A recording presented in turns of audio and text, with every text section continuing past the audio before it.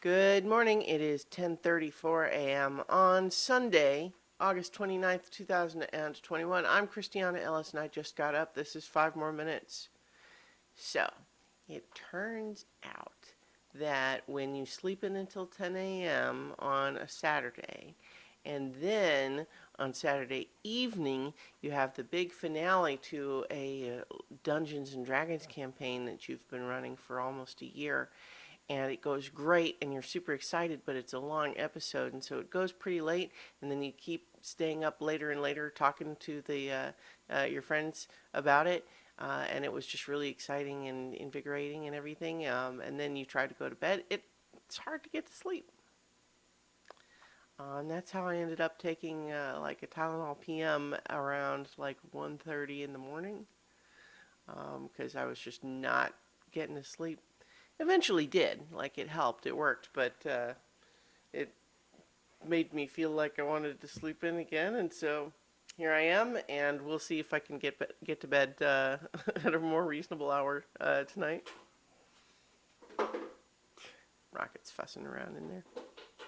But yeah, we had the big climax of our Dungeons and Dragons Rime of the Frost Maiden game last night, and it was fantastic. And it went just like I don't went just as well as I could have hoped.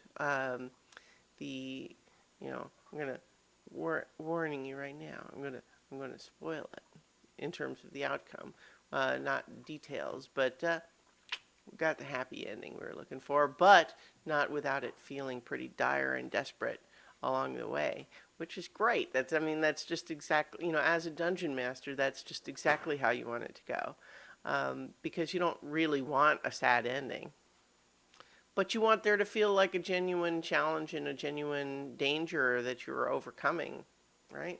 And we got to, I think we got to a good place, and it was a lot of fun. I had a great time, and what a great adventure that module was. I think, gosh, it's hard to pick favorites, but so like the two that I have run in the traditional way are um, Curse of Strahd and Rime of the Frost Maiden, and I love both of them in different ways, but both of them I feel like really worked for me in terms of feeling like an interesting, evocative setting, a meaningful goal, to drive the full adventure from start to finish, but then a lot of individual, interesting challenges along the way.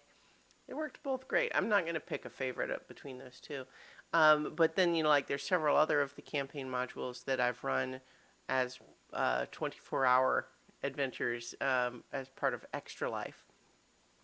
And those are fun too, although certainly we engage less deeply with the material in those. Not least just because, we're 24 hours is a long time to play D&D in a sitting, but it's not long compared to running a weekly campaign where we go between 3 and 4 hours every week for almost a year, right? That's